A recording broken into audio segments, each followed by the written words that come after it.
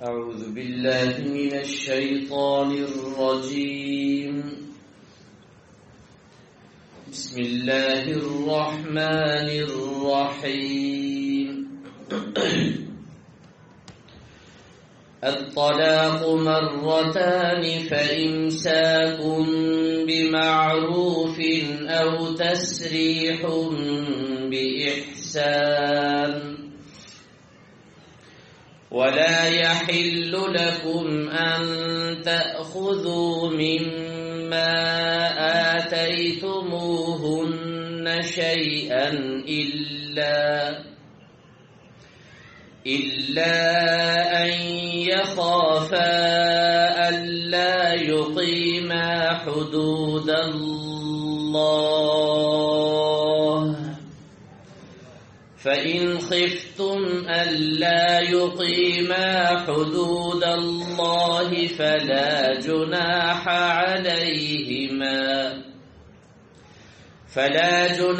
عليهما فيما افتدت به تلك حدود الله فلا تعتدوها ومن يتعد حدود الله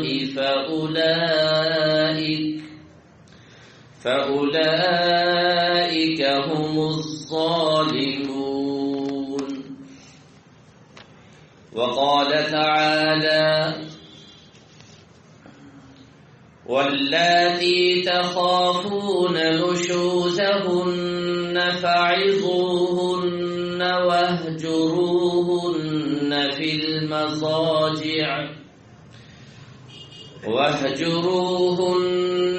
المضاجع واضربوهن فإن أطعنكم فلا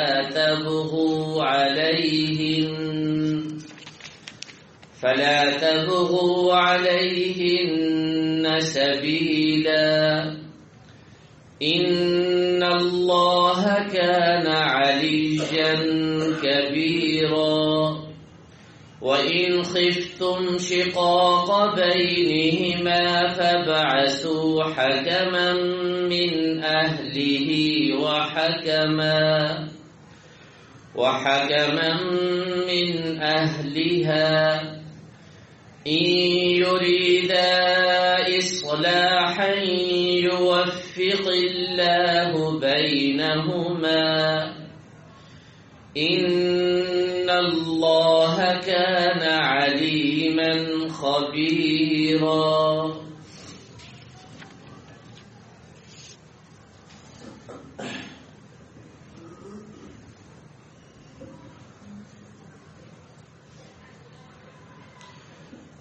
گزشتہ کئی دروس میں آپ حضرات کے سامنے ایک مسئلہ زیر بحث رہا جس کی بنیاد یہاں سے شروع ہوئی تھی کہ آج ہمارے ماحول اور معاشرے میں ایک ہی مجلس میں ایک ہی وقت 3 طلاقیں مرد اپنی بیوی کو دے دیتا ہے. یہ گناہ بے لذت ہے. جو مقصد بغیر گناہ کے حاصل ہو سکتا ہے وہ اس عظیم اور اتنے بڑے گناہ کے ساتھ انسان حاصل کرے تو اس کو نہ دنیا کا فائدہ نہ آخرت کا فائدہ. اس کے بعد طلاق کے متعلق ہمارے ماحول اور معاشرے میں جو بڑی بڑی غلط فہمیاں پائی جاتی ہیں ان کی تفصیلات میں نے ذکر کی.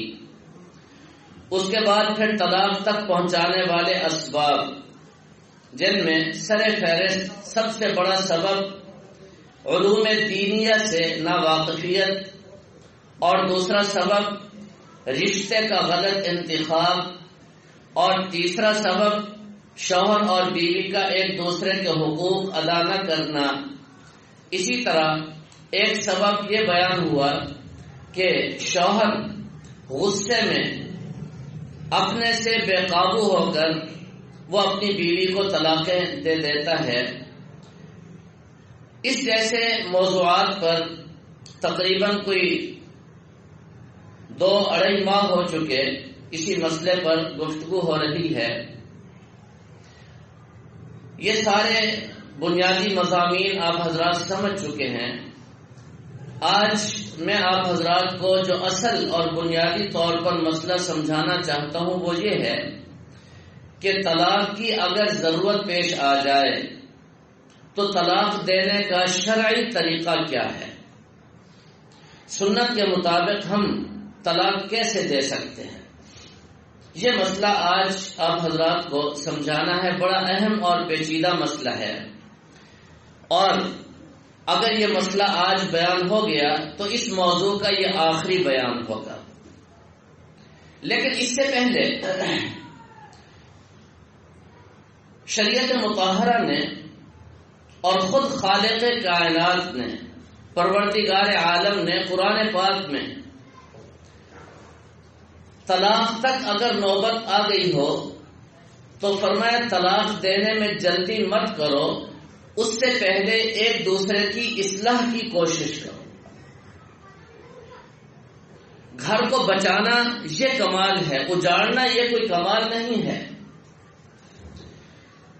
اللہ تبارک و تعالی نے بڑے عجیب اسلوب میں نصیحتیں فرمائی ہیں، ہماری تربیت فرمائی ہے۔ اگر کسی گھر میں کہیں پر شوہر اور بیوی کی آپس میں نہ بنتی ہو، جھگڑے رہتے ہوں، تو اس کا صرف حل طلاق نہیں ہے۔ اگر طلاق دینے کا فیصلہ بھی ہو چکا، نوبت طلاق تک بھی پہنچ چکی، تو فرمایا طلاق دینے میں جلدی مت کرو، اس سے پہلے 4 کام کر لو۔ 4 کام۔ سب سے پہلا کام، ذرا قرآن پاک کے الفاظ پر غور کیجئے، فرمایا کہ واللاتی تخافون نشوزہن، یہ مردوں کو حکم ہے اگر تم نے اپنی عورتوں میں نافرمانی پائی، نشوز وہ آپ کی اطاعت نہیں کرتی، وہ جیسے آپ گھر کا ماحول شریعت کے مطابق بنانا چاہتے ہیں وہ نہیں بنانا چاہتی، تو پھر آپ یہ کام کریں، یہ کام کریں، یہ کام کریں۔ 4 کام اللہ تعالی نے بیان فرمائے۔ یہاں پر ایک بات یہ بھی ذہن نشین فرما لیں، ہمیشہ قصور اور غلطی عورت کی نہیں ہوتی، کبھی ایسا بھی ہوتا ہے کہ جرم اور قصور اور غلطی مرد کی طرف سے ہوتی ہے، تو مرد کی بھی اصلاح کی ضرورت ہے، مرد کی بھی تربیت کی ضرورت ہے۔ اور اگر آپ حضرات میرے سابقہ بیان سمجھ چکے ہیں اور سن چکے ہیں تو یہ بات میں آپ حضرات کو بتا چکا ہوں کہ شوہر اور بیوی کا جو آپس کا رشتہ اور تعلق ہے یہ حاکم اور محکوم کا نہیں ہے، یہ آقا اور غلام کا نہیں ہے، یہ تو محبت کا رشتہ ہے، یہ تو احترام کا تعلق ہے۔ اگر مرد کے حقوق ہیں تو عورت کے بھی حقوق ہیں، یہ تو برابری کا رشتہ ہے۔ عورت بھی اپنے شوہر کو سمجھا سکتی ہے، عورت بھی اپنے شوہر کی تربیت کر سکتی ہے۔ اکابرین میں اگر آپ چلے جائیں اور ان کے حالات کا جائزہ لیں اور پڑھیں اور سمجھیں تو آپ کو پتہ چلے گا، شوہر کہتے تھے بیویوں کو اگر میں کہیں پھسل جاؤں اور بہکنے لگوں تو میرا حق ہے تم پر کہ مجھے سنبھال لینا، مجھے گناہ سے بچا لینا۔ گویا کہ مرد اپنے آپ کو بیوی کے سپرد کر رہا ہے، ایسا نہیں ہے کہ صرف مرد ہی بیوی کو سمجھائے اور بیوی کو کوئی اختیار نہیں شوہر کو سمجھانے، نہیں، ایسا نہیں ہے۔ مرد عورت کے دین کا خیال کرے اور عورت اپنے شوہر کے دین کا خیال کرے، ایک دوسرے کو سمجھا کر سنبھال کر چلیں تاکہ ہم دونوں جس طرح دنیا میں خوش اور ایک ساتھ رہ رہے ہیں، اللہ کرے آخرت میں بھی، جنت میں بھی ہم اکٹھے ہوں۔ یہ سوچ ہونی چاہیے۔ اب ذرا توجہ کیجئے، اللہ تبارک و تعالی فرماتے ہیں اگر حالات کشیدہ ہوں اور نوبت طلاق تک پہنچ رہی ہو تو طلاق دینے میں جلدی مت کرو۔ سب سے پہلا کام فرمایا فاعذوہن،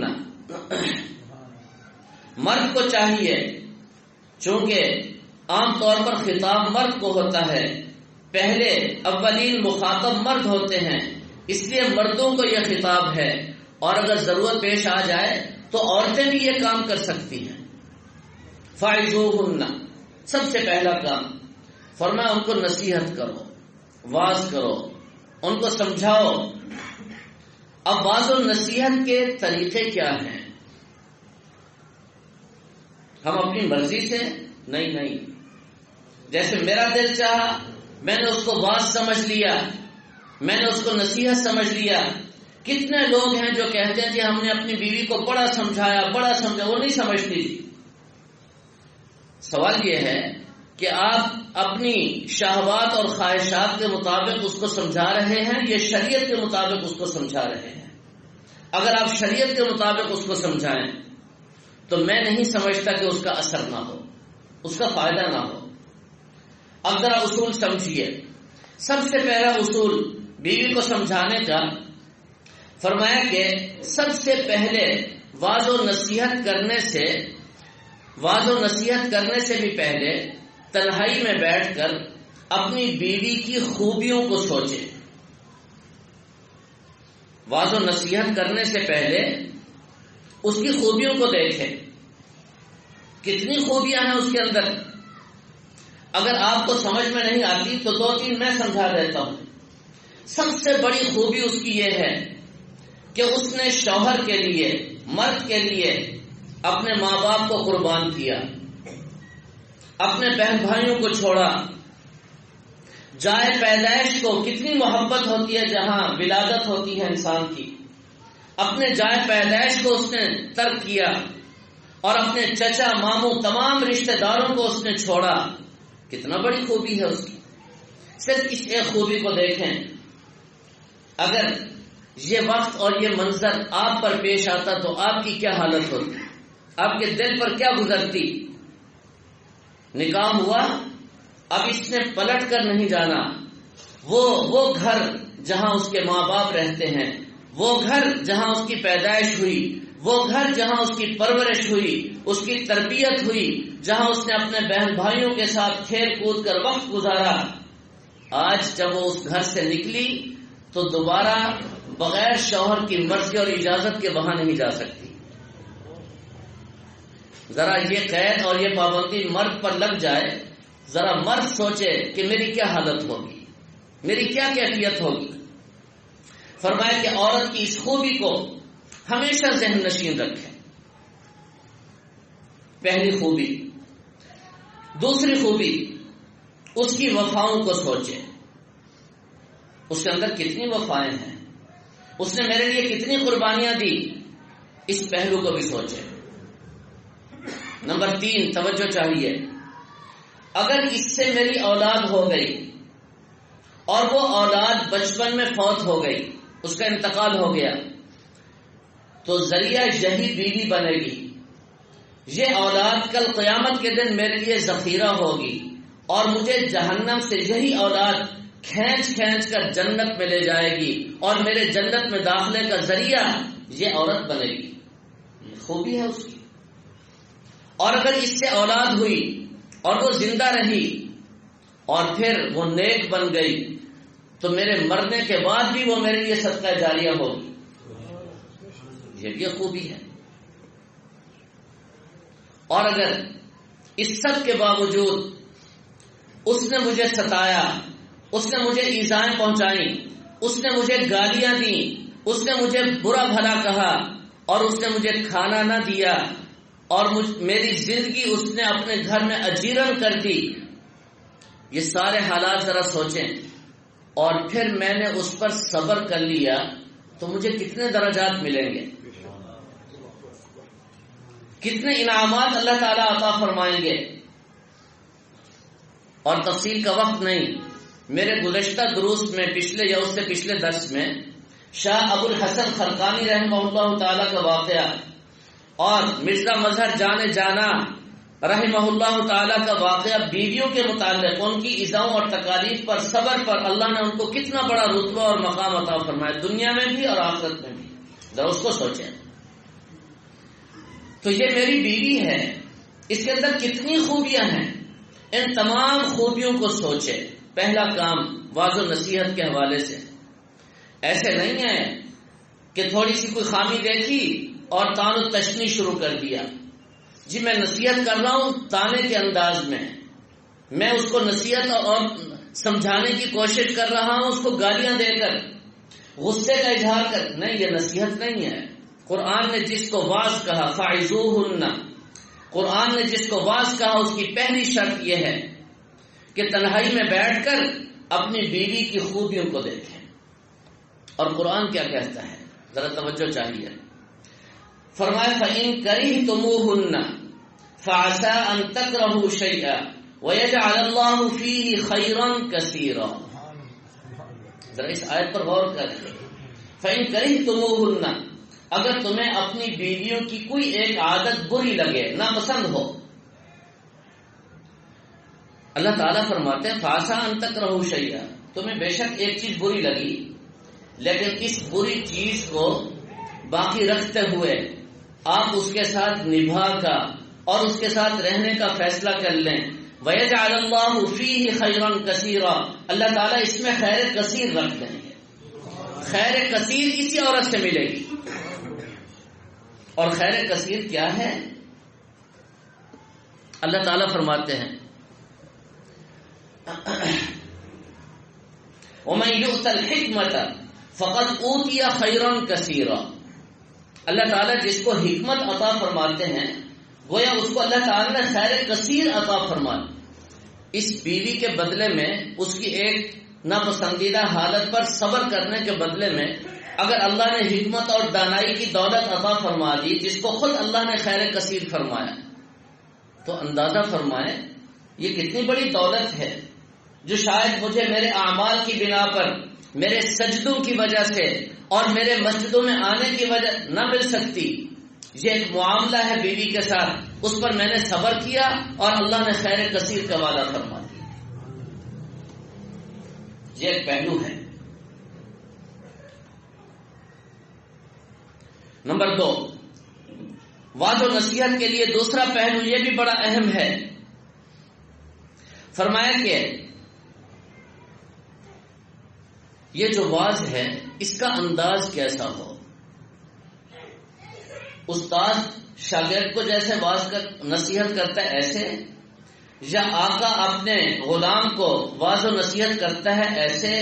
فرمایا نہیں، ایسا انداز ہو واعظ و نصیحت کا جیسے نبی اپنی امت کو نصیحت اور واعظ کرتا ہے. داعیانہ انداز ہو.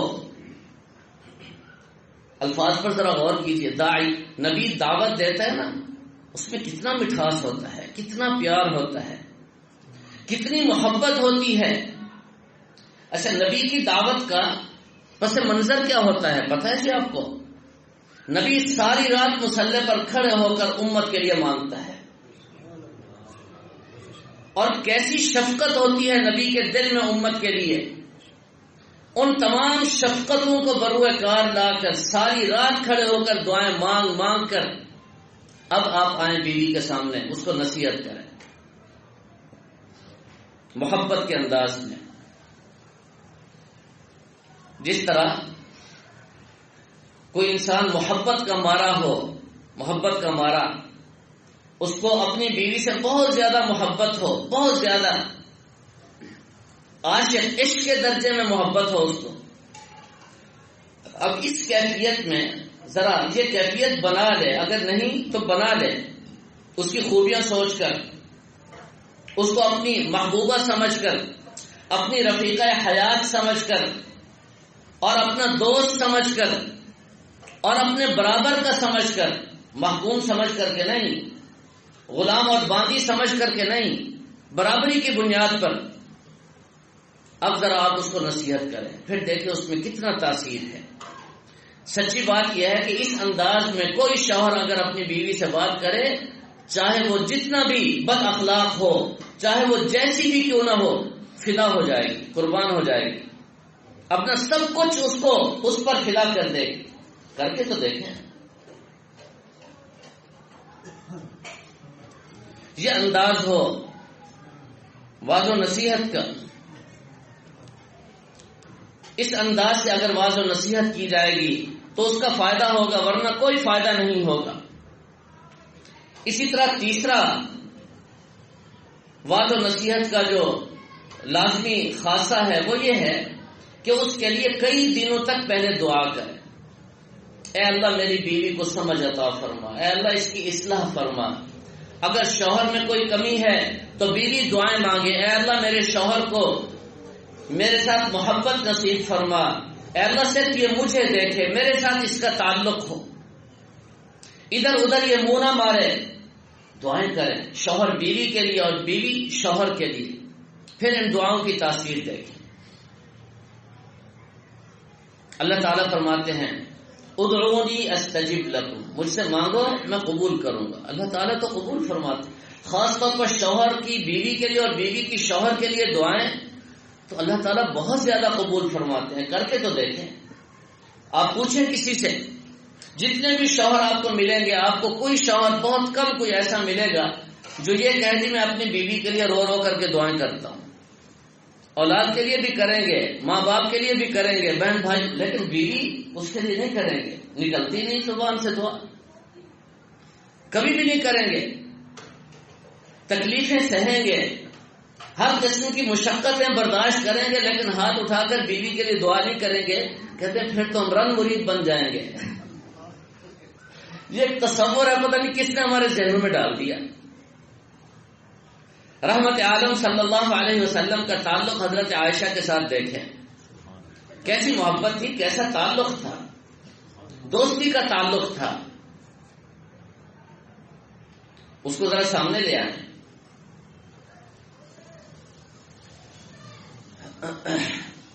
چوتھی چیز فرمایا کہ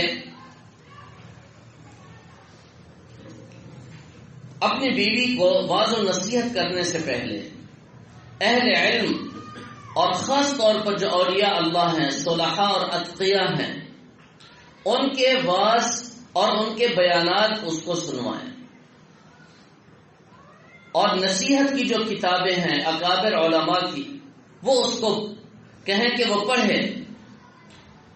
اس سے بہتر یہ ہے کہ گھر میں باقاعدہ تعلیم ہونی چاہیے، ایک پڑھے اور باقی توجہ سے سنیں۔ میں پہلے بھی عرض کر چکا ہوں، فضائل اعمال بہترین کتاب ہے، اس سے دین کا شوق پیدا ہوتا ہے، اللہ تعالیٰ کی طرف رغبت ہوتی ہے، اللہ تعالیٰ کی محبت نصیب ہوتی ہے، اللہ کے نیک بندوں سے عشق کی حد تک تعلق اور قربت نصیب ہو جاتی ہے، بہشتی زیور ہے، اس کی تعلیم کریں۔ حکیم الامت مجدد الملت حضرت تھانوی رحمہ اللہ تعالیٰ کے مواعظ ہیں، ان میں اتنی تاثیر ہے، اور اس میں کیا آپ حضرات کو بتاؤں، بڑے بڑے اکابر علماء لکھتے ہیں کہ ان کو پڑھنے سے روحانی بیماریاں بھی ختم ہوتی ہیں اور جسمانی بیماریوں کا بھی علاج ہے۔ میری اپنی ایک ہمشیرہ بیمار تھی، میں نے اپنے حضرت جی سے پوچھا کوئی وظیفہ اور کوئی نسخ، فرمایا حضرت کے واعظ پڑھیں بالکل ٹھیک ہو جائیں گے، حضرت کے واعظ پڑھیں بالکل ٹھیک ہو جائیں گے، اور الحمدللہ ایسے ہوا۔ ان مواعظ میں بڑی برکتیں ہیں، علماء کے بیانات سنوائیں۔ آج کل ادھر ادھر کی باتیں ریکارڈ بھی کرتے ہیں، سنتے سنواتے بھی ہیں۔ یہ جو مجالس ہیں جہاں دین کی باتیں ہوتی ہیں، ان کو آپ عام کریں، دوسروں تک اس پیغام کو پہنچائیں۔ بلغوا عنی ولو آیا، اللہ کے نبی صلی اللہ علیہ وسلم نے فرمایا اور اس کی تاکید فرمائی، اور حجۃ الوداع کے موقع پر فرمایا فلیبلغ الشاہد الغائب، فرمایا جو حاضر ہیں وہ غائبین تک پہنچائیں اس کو۔ ہمارے ہاں بھی ہمارے حضرت قاری محمد حمزہ صاحب جو مدینہ منورہ میں ہوتے ہیں، اہتمام کر کے اس کو ریکارڈ کرتے ہیں اور پھر بھیجتے ہیں، کتنے لوگوں کے پاس جاتا ہے اور کتنے لوگوں کے فون آتے ہیں، فائدہ ہو رہا ہے۔ آپ حضرات بھی اس میں حصہ ڈالیں، اس کو آگے پہنچائیں۔ اب یہ طلاق دینے کا طریقہ جو میں ابھی آپ کو عرض کرنے لگا ہوں، پتہ ہی نہیں کسی کو، یہ کوئی تھوڑی نیکی ہے کہ لوگوں تک صحیح بات پہنچ جائے، صحیح طریقہ پہنچ جائے۔ تو بہرحال طلاق دینے سے پہلے عورت کی اصلاح اور مرد کی اصلاح ضروری ہے، اور اصلاح کے لیے سب سے پہلا عمل کیا ہے جی؟ واعظ، نصیحت۔ نصیحت میں 5 شرطیں ہیں، 5 شرطوں کے ساتھ نصیحت ہو، جو میں آپ حضرات کو 4 بتا چکا ہوں، 5ویں علماء نے لکھا ہے سب سے بڑا سرکش اور جابر اور سب سے ضدی اور حاسد جو انسان گزرا ہے وہ فرعون ہے. فرعون سے زیادہ بڑا جابر اور سرکش کوئی بھی نہیں گزرا. تو اس کو دعوت کیسے دینی چاہیے، واضح و نصیحت کیسے کرنا چاہیے، اس کو کیا خیال ہے آپ کا؟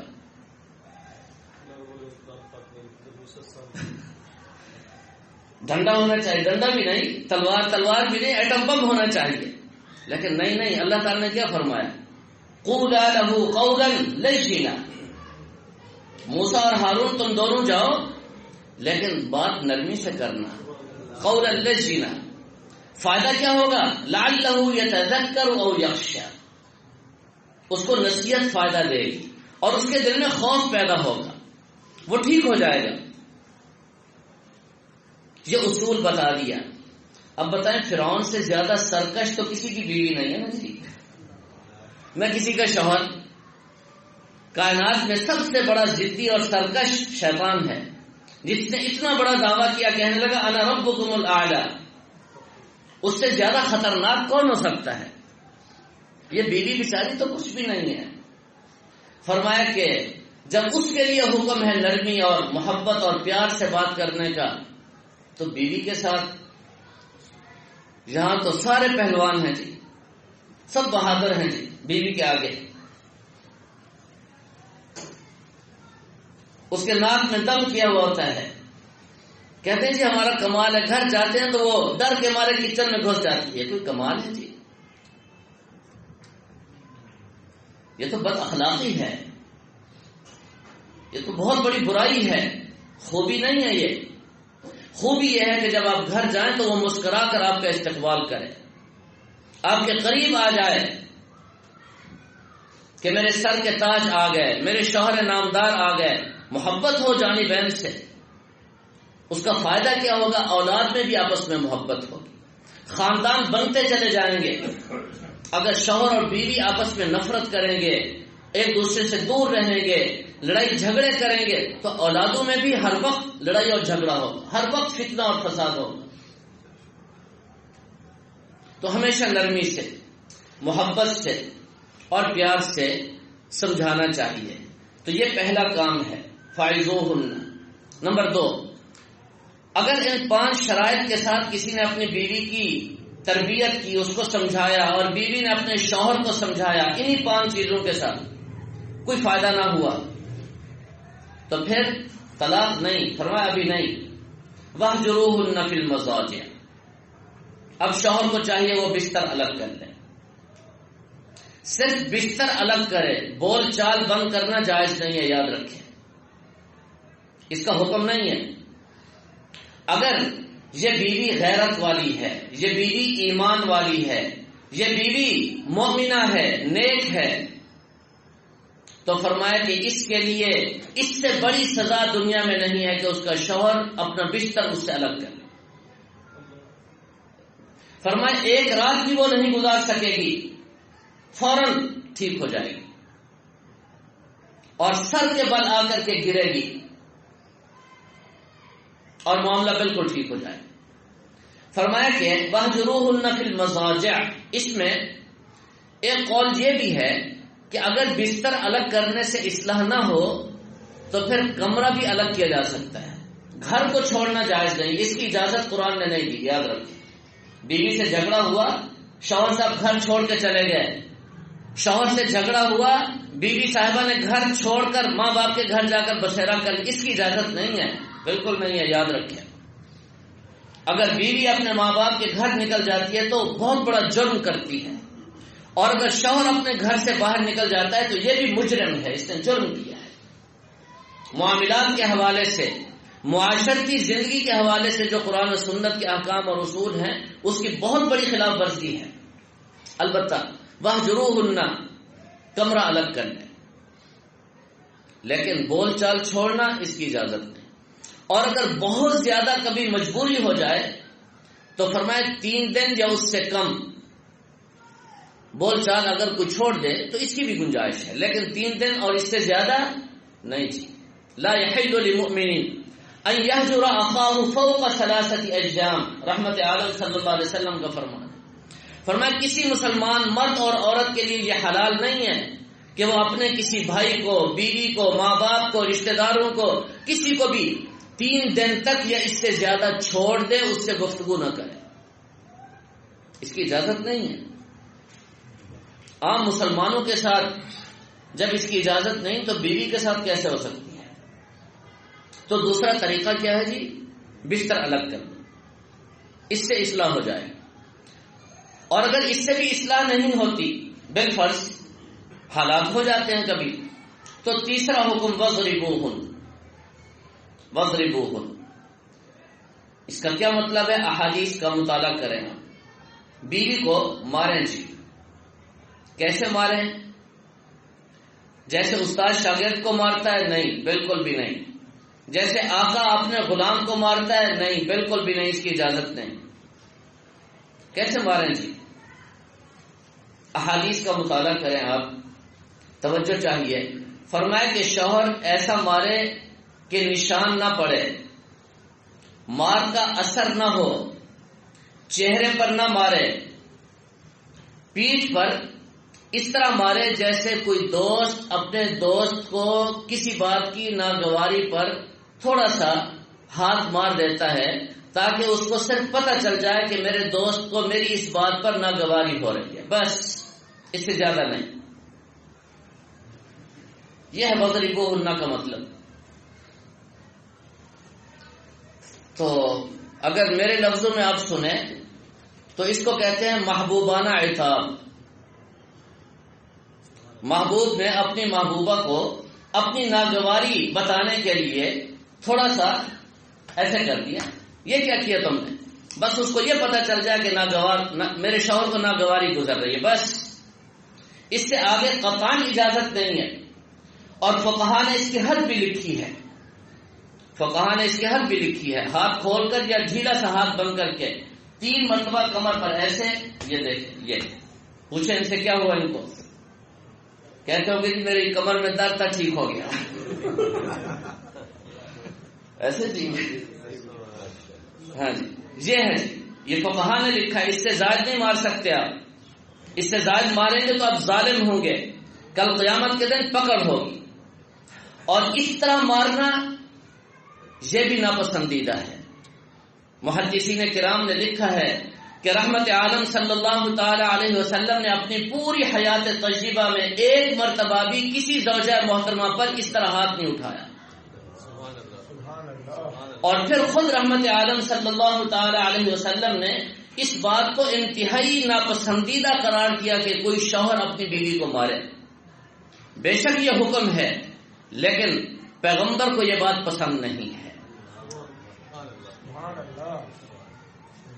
اب جس بات کو پیغمبر صلی اللہ علیہ وسلم پسند نہ کریں اور آج کا شوہر اس کو اپنا وتیرہ بنا لے تو وہ ذرا سوچے وہ کہاں کھڑا ہے، اجازت نہیں ہے اس کی۔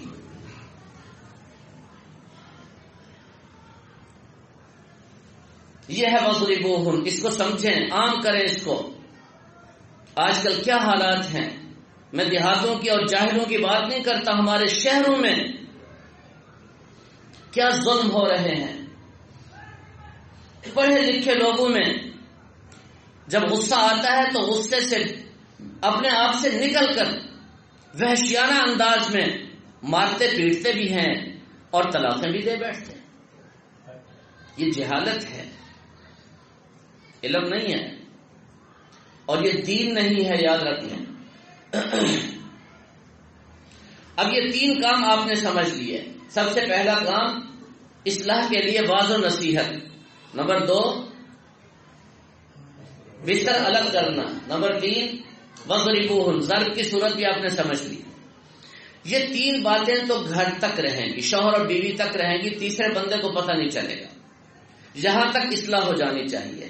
جب تک معاملہ یہاں تک رہے تو کسی کو کانوں کان خبر بھی نہیں ہونی چاہیے، اور اگر معاملہ اس سے بھی نکل جائے تو پھر اللہ تعالی نے ایک اور اصول، چوتھا اصول ارشاد فرمایا ہے، وہ یہ ہے کہ شوہر کی طرف سے، شوہر کے خاندان کی طرف سے ایک بڑا آدمی اور بیوی کے خاندان میں سے بھی ایک بڑا آدمی، یہ دو آدمی آپس میں بیٹھے۔ احادیث میں اور فقہا نے ان دو آدمیوں کے اندر 3 شرطوں کا ہونا لازم قرار دیا ہے۔ فرمایا ایسے دو آدمی ہوں جن میں 3 شرطیں پائی جائیں۔ یاد رکھیں، ہر آدمی نہیں جو کھڑا ہو جائے اور شروع ہو جائے جی، نہیں۔ سب سے پہلی شرط وہ سمجھدار ہو، دوسری شرط وہ دیانتدار ہو، تیسری شرط وہ نیک نیت اور مخلص ہو۔ مفسرین نے لکھا ہے، فرمایا جس میں یہ 3 شرطیں ہوں، اب شوہر اپنی بات اس کو بتائے اور بیوی اپنی بات ان کو بتائے، پھر وہ آپس میں بیٹھ کر مذاکرہ کریں۔ فرمایا ان یریدا اصلاحا یوفق اللہ بینہما، اگر یہ دو حکم جو ایک شوہر کی طرف سے ہے اور ایک بیوی کی طرف سے ہے، یہ دونوں بیٹھ کر اگر سوچ بچار کریں گے اور یہ دونوں سمجھدار بھی ہیں، دیانتدار بھی ہیں اور نیک نیت بھی ہیں، تو اللہ تعالیٰ ان دونوں کے مل بیٹھنے کی برکت سے ان دونوں یعنی شوہر اور بیوی کے دلوں میں موافقت پیدا کر دیں گے اور ایک دوسرے کی محبت اللہ تعالیٰ ان کے اندر ڈال دیں گے۔ یہ آخری کام ہے۔ اللہ تعالیٰ فرما رہے ہیں ان یریدا اصلاحا، اگر یہ دو آدمی اصلاح کا ارادہ کر لیں تو پھر نہیں ہو سکتا یہ گھر اجڑے، یہ گھر بنے گا، اصلاح ہوگی، اللہ تعالیٰ ان دونوں میں موافقت پیدا کر دیں، دل جڑ جائیں گے آپس میں۔ یہ چوتھا اصول ہے۔ سمجھدار ہو، کیا مطلب؟ اتنا سمجھدار ہوں کہ شوہر اور بیوی کی بات کو سن کر ان کو اسے پتہ چل جائے کہ قصور کس کی طرف سے ہے، اتنا سمجھدار ہونے چاہیے وہ۔ دیانتدار بھی ہوں، دیانتدار بھی ہوں، توجہ، شوہر والا جو حکم ہے وہ شوہر کی طرف سے جانبداری کرنے لگ جائے اور بیوی والا بیوی کی جانبداری کرنے لگ جائے، میں نے تو ہر حال میں بیوی کا دفاع کرنا ہے چاہے وہ حق پر ہے یا باطل پر، نہیں۔ فرمایا دیانتدار ہوں، ان کو اللہ تعالیٰ کے سامنے جواب دہی کا پورا پورا احساس ہو، نہ وہ راشی ہوں رشوت لے کر، نہ کسی کا کھا کر اس کی گانے لگ جائیں، بلکہ وہ حقیقت کو دیکھیں اور وہی بات کریں جو حق اور سچ ہو، اور نیک نیت بھی ہوں، مخلص بھی ہوں، یعنی ان کی بنیادی غرض اور اصل مقصد اور مطلب یہ ہو کہ کسی نہ کسی طرح ان دونوں کے درمیان موافقت اور صلح ہو جائے۔ فرمایا کہ ان 3 شرطوں کے ساتھ جو بھی حکم کھڑا ہوگا، فرمایا کہ اللہ تعالیٰ ان کے دلوں میں موافقت پیدا کرے گی۔ لیکن ہمارے ہاں، ہمارے معاشرے میں بدقسمتی سے سارے تماشبین کھڑے ہو جاتے ہیں، اور آج کل آفت یہ ہے، وہ ماں باپ جو بڑی محبت سے، بڑے شوق اور بڑی خوشیوں سے رشتے لے کر کے آتے ہیں، وہ بھی ایسے معاملات میں ڈاماڈول ہو جاتے ہیں۔ پھر ان کی عجیب سوچیں ہوتی، گھر کو اجاڑنے پر تل جاتے ہیں سگے ماں باپ، وہ بیٹی کے ہوں یا بیٹے کے ہوں۔ یہ عجیب المیہ اور حادثہ ہے اور افسوسناک واقعہ ہے۔ ابھی چند دن پہلے ایک صاحب آئے، معاملہ سارا ختم ہو چکا تھا، میں نے کہا خاندان والے نہیں پڑھے؟ کہا جی بڑی کوشش کی، بات بنتی نہیں۔ میں نے کہا یہ کوئی بات ہے؟ ہمارے شہر کے مشہور، سب حضرات ان کو جانتے ہیں اس لیے میں نام نہیں لیتا ان کا، تو میں نے کہا یہ کوئی بات نہیں۔ کہا جی کوئی صورت نہیں بنتی۔ میں نے کہا اپنی بیوی سے بات کراؤ۔ میں نے اس کے نمبر سے بات کی، میں نے کہا بھی آپ گھر آنا چاہتی ہیں، آباد ہونا چاہتی؟ اس نے کہا ہاں، میں تو بےتاب ہوں۔ کیسے ہوگا؟ کہا جی بس آئے مجھے لے جائے۔ میں نے کہا دیکھو اتنی سی بات تھی، تم کہتے ہو کوئی صورت بھی نہیں بچی۔ میں نے کہا ابھی میں اس کو بھیج دوں؟ کہا جی یہ میرے گھر آ جائے، باقی آگے میری ذمہ داری ہے۔ چنانچہ وہ وہاں سے اٹھا اور ادھر چلا گیا اور بیوی کو لے کر کے آ گیا۔ آدھے گھنٹے کے بعد مجھے فون کیا، جی اللہ تعالیٰ آپ کو جزائے خیر دیں، ہمارا کام بن گیا۔ اب معاملہ تو وہ عدالت جانے والے تھے اور میں اس کو چھوڑنے پر تلا ہوا تھا۔ میرا ذہن یہ تھا کہ میرا سونا واپس کر دیں، میری زمین واپس کر دیں، فلاں چیز دیں، بس ختم تھی۔ بچے تھے، 2-3 بچے تھے ان کے۔ میں نے شوہر کو سمجھایا، میں نے کہا 2-3 بچوں کو کیوں یتیم کرتے ہو تم؟ بات سمجھ میں آ گئی۔ اگر اصلاح مقصود ہو تو دیر نہیں لگتی، گھر بن جاتے ہیں، ورنہ اجڑ جاتے ہیں۔ اس لیے میرے محترم دوستوں، یہ بڑا نازک معاملہ ہے، اس کو معمولی نہ سمجھا جائے۔ اب طلاق کا جو صحیح طریقہ ہے، میرا خیال یہ ہے کہ اس کو اگلے درس تک چھوڑ دیں، 1.25 گھنٹہ ہو گیا ہے۔ اب اگر میں اس کو بیان کروں تو کم از کم آدھا گھنٹہ اختصار کے ساتھ بھی، تو انشاءاللہ اگلے درس میں طلاق دینے کا صحیح طریقہ اور اس کے جو متعلقات ہیں وہ انشاءاللہ میں تفصیل کے ساتھ آپ کے سامنے عرض کروں گا۔ اللہ تعالی ہم سب کو سمجھنے اور عمل کرنے کی توفیق عطا فرمائے۔